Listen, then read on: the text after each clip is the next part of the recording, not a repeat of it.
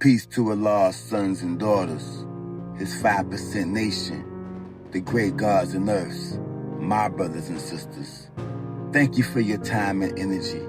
I come to you in the divine name of I Am Powerful Allah, formerly known as All Powerful Allah to most of you. The title for this presentation is Made and Grown from the Beginning.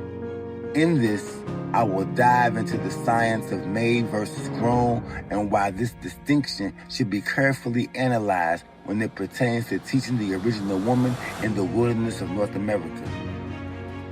For years, months, and days, we have witnessed gods and earths voice their disgruntlement about the lack of true and living earths in our nation. Why are there so few earths if women truly outnumber men in this country? Why have so many women abandoned this culture after dealing with God?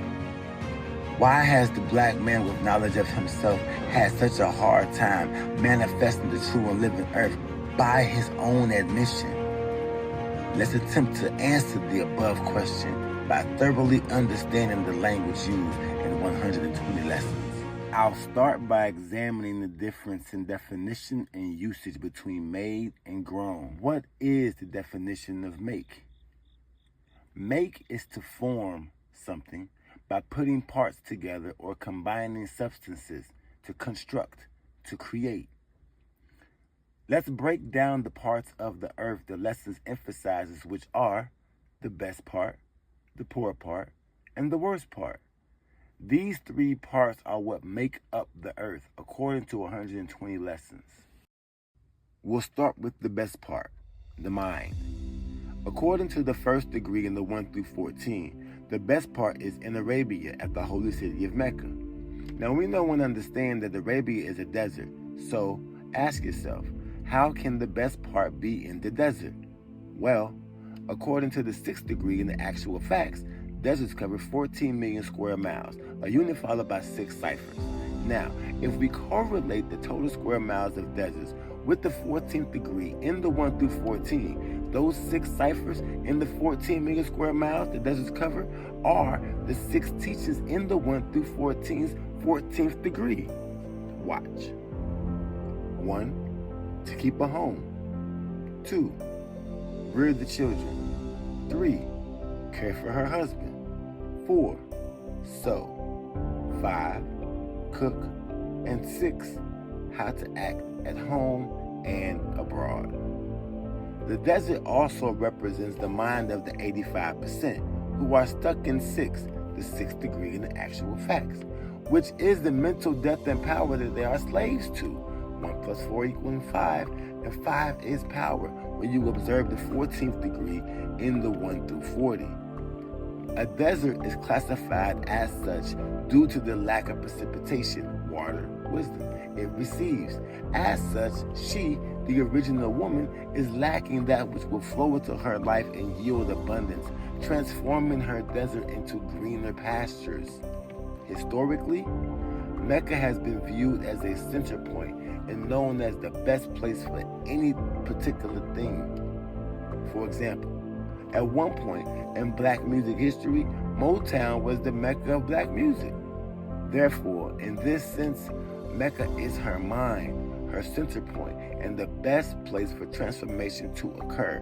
That is the first place that you must plant your seed and then water it. If everything begins with a thought, you too must begin to present the supreme reality to her mind. Only then will she permit her body to you in confidence and certainty. So you can see clearly the best part is not what's between her legs, it's what's between her ears. Now let's examine the poor part, the heart. According to 120 lessons, North America is classified as a wilderness. What is a wilderness? A wilderness is an uncultivated, uninhabited, or neglected area. In the 3rd degree of the 1 through 14, it states that he, the original man, did not care about the poor part. In order to make such a conscious decision to not care about something, you have to experience all parts and determine what's best, what's poor, and what's worse. Hence, determining what you will care about and what you will not. This means that at some point, she exposed her uncultivated and neglected areas of herself to you, the poor parts.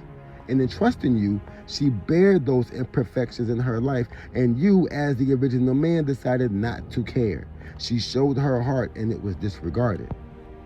Care, by definition, is to feel concern or interest, to attach importance to something. This means that you heard everything that she said, saw everything that she showed you, yet and still you concluded that her heart was not of your concern. How could you not find her poor part, her heart, important enough to care about? Is it because you already have her mind, the best part, to operate at your will? And if you don't care about her heart, then what makes you any different than a man without knowledge of self? That would mean that you too are only after one thing. The only true difference is that the one thing you want is upstairs, her mind, and what he wants is downstairs, her womb. North America is the land of the West.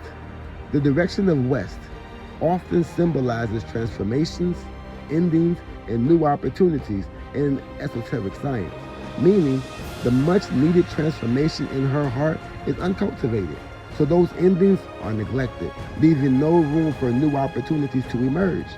Having her mind means nothing if you don't have her heart as well. In fact, I would go so far as to say that you must first have her heart in order to gain access to her mind. And if my theory holds true, that would mean that men would have to manipulate her heart, pretend to care, in order to access her mind and claim it for himself. And lastly, there's the worst part, the womb. In the 1 through 14, the first degree states that he, the original man, set him, the devil, on the worst part and kept the best part preserved for himself ever since he made it. The fourth degree of the same lesson says he, the devil, went savage and lived in the caves of Europe. Therefore, we can conclude that the worst part is synonymous with the caves of Europe. So, what is a cave? A cave is a hollow space within the earth, and hollow means to have emptiness inside of it. This is the trauma stored within the original woman. This is the wounded womb, the voids left in the aftermath of heartbreak, molestation, disappointment, and abuse, to name a few key factors that contributed to her pain. Her sacred womb has become a tomb and vessel for the birth of lost souls. The etymology of the word Europe breaks down to mean wide eye or seen, from you, wide, and op, eye and see. So this void, this darkness within her is vast and perhaps occupying more space than even she can see. In this hypersexual society, her womb has become the greatest tool and weapon of mass destruction. This can be seen in each piece of herself that she has given away to men who prove to be undeserving in her attempts at finding love. It begins to accumulate over time. In other words, she's hurt yet still willing to trust you, God, to be who you say you are, because it is her nature to do so. We often refer to a woman's body using terms like hills for her behind and mountains for her breast. So don't be so focused on the hillside that you disregard and overlook the caves within it. Everyone seems to want to climb the hill, but no one cares to help her heal. Keep in mind, the devil is settled on the worst part. So this is where all of her negativity is projected from. This is where the 6 sex powers exist. Now, knowing this, I would suggest that one must care about the poor and even the worst parts of her. Why? Because all of it makes up who she is in totality. To only choose the best part for yourself can become problematic, viewed as irresponsible, and in many ways, selfish. If the best part is for you and you alone, then which part is for her? Another definition of make is to cause something to exist, to come about, to bring about. By this definition, to make something is to bring it into existence. Allah said, be and it is. All things in existence must have a purpose. So then the question becomes, what is your purpose reasoning when you are striving to make an earth? What purpose will she serve? Let's be clear. You can't make her, do anything she doesn't want to do. That's not civilized, nor is it righteous. You also don't own her, owner, because she is not a tool or a slave to claim as your own and to be used at your disposal.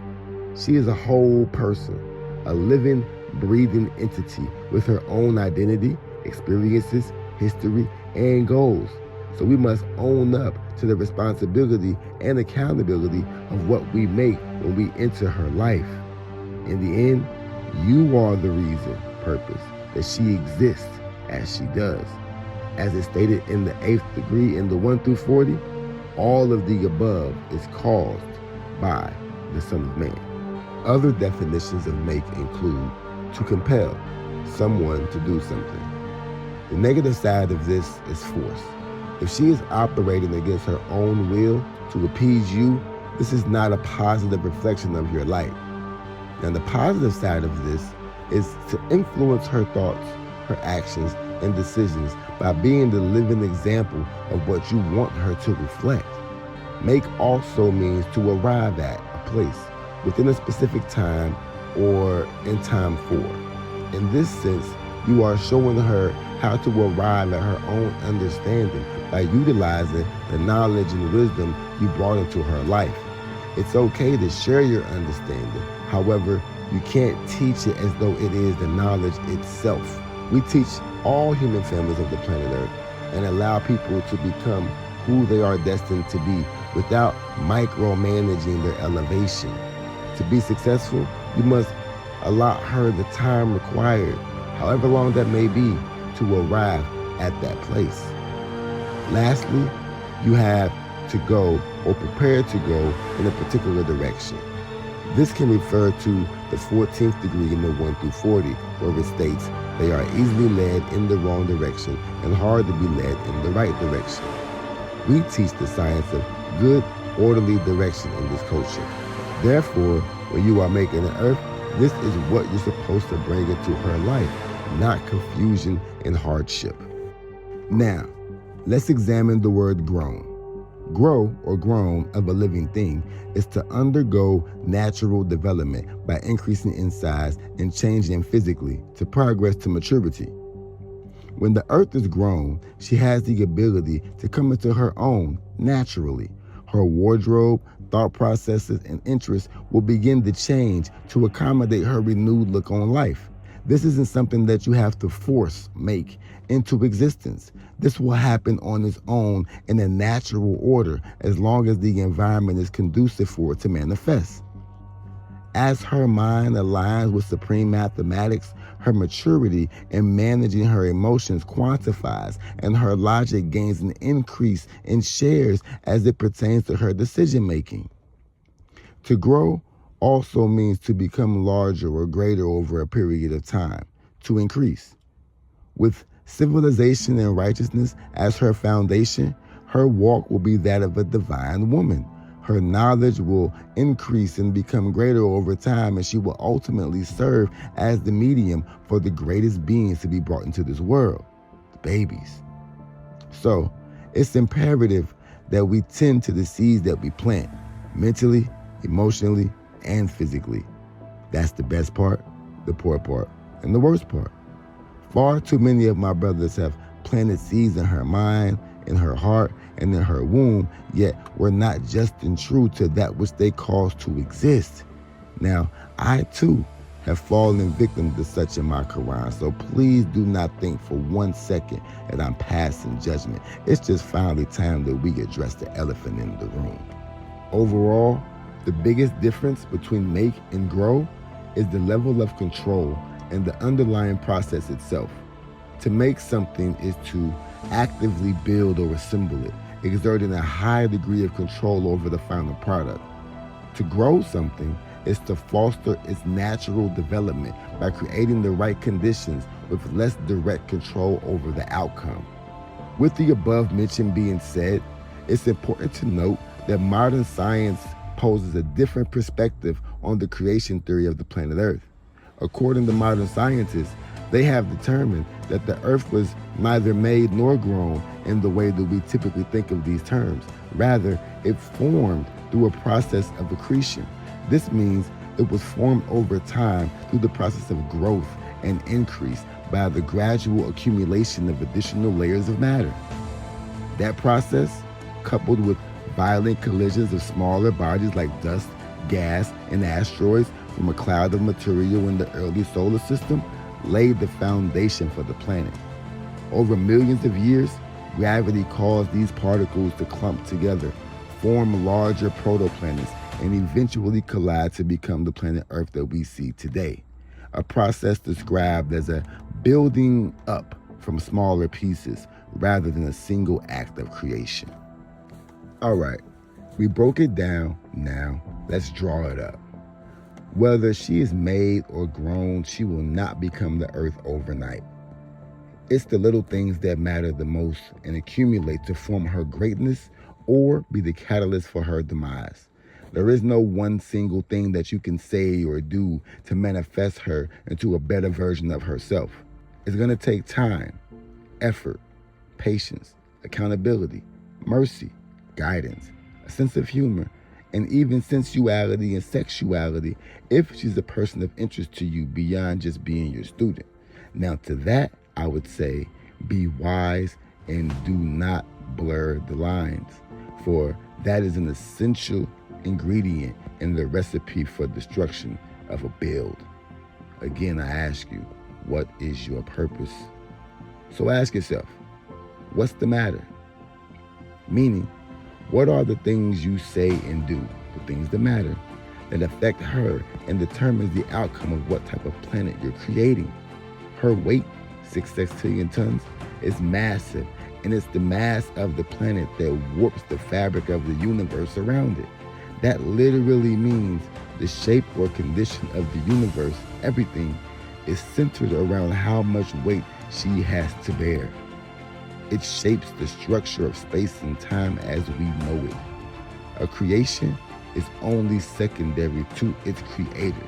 It is primary within itself and is truly not concerned with what happens to other bodies around it and how their weight is affecting things. Meaning, she matters, most importantly, to herself, regardless of what else is taking place in the universe revolving around the same sun. In conclusion, I would like to say that when it comes to our sisters, when it comes to the original woman, when it comes to the black woman here in the wilderness of North America, we need, as men, as gods, as a law, we need to be more mindful in how we teach and how we treat our women. We are not going to get far as a nation if we continue to operate in the manner in which we have up until this point. Please think about that. Until next time, peace. Your brother in the mind. I am powerful Allah.